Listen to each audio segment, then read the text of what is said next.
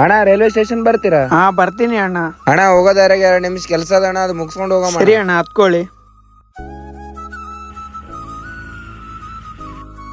ಅಣ್ಣ ಇಲ್ಲೇ ನಿಂದ್ರಿಸಿ ಅಣ್ಣ, ಇಲ್ಲೇ ಸರಿ ಅಣ್ಣ. ಅಣ್ಣ ಇಲ್ಲೇ 2 ನಿಮಿಷ ಕೆಲಸ ಮುಗಿಸ್ಕೊಂಡ್ ಬರ್ತೀನಿ, ಇಲ್ಲೇ ಇರು. ಸರಿ ಅಣ್ಣ. ಆಟೋದವನಿಗೆ ಇಲ್ಲೇ ಇರು ಅಂತ ಹೇಳಿದ್ನಲ್ಲ, ಎಲ್ಲೋದ್ ನೀವ? ಅರೆ ನನ್ ಪರ್ಸು ಆಟೋದವನೇ ಒಯ್ದಿರ್ಬೇಕು. ಇಲ್ಲೇ ಇದ್ದಾನಲ್ಲ ಇವನಿಗಾದಿರಿದು. ಹೊರಗಿಳಿಲಿ.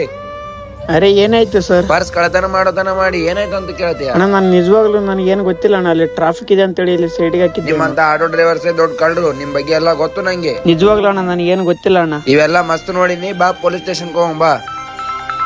ಹೇಳ್ತಂಗಿ. ಅಣ್ಣ ನಿನ್ ಪರ್ಸ್ ಮನೇಲೆ ಮರ್ತ್ ಹೋಗಿದೆಯಲ್ಲ ಅಣ್ಣ. ನಿಜವಾಗ್ಲೂ ಅಣ್ಣ ನಿಮ್ ಪರ್ಸ್ ನಾ ಕಳ್ತನ ಮಾಡಿಲ್ಲ ಅಣ್ಣ. ಸಾರಿ ಅಣ್ಣ, ತಪ್ಪು ನಂದೆ, ನಿಮ್ ಬಗ್ಗೆ ತಪ್ಪಾಗಿ ಅರ್ಥ ಮಾಡ್ಕೊಂಡೆ. ಪರವಾಗಿಲ್ಲ ಅಣ್ಣ, ನಾವು ಆಟೋದವರು ಕಷ್ಟಪಟ್ಟು ದುಡ್ತೀವಿ ಹೊರತಾಗಿ ನಾವು ಕಳ್ತನ ಮಾಡೋದಿಲ್ಲ ಅಣ್ಣ. ಎಲ್ಲ ಆಟೋ ಡ್ರೈವರ್ಸ್ ಒಂದೇ ತರ ನೋಡಕ್ ಹೋಗ್ಬೇಡ್ರಿ ಅಣ್ಣ. ಈ ವಿಡಿಯೋ ಇಷ್ಟ ಆದ್ರೆ ಲೈಕ್ ಮಾಡಿ, ಶೇರ್ ಮಾಡಿ, ಕಮೆಂಟ್ ಮಾಡಿ.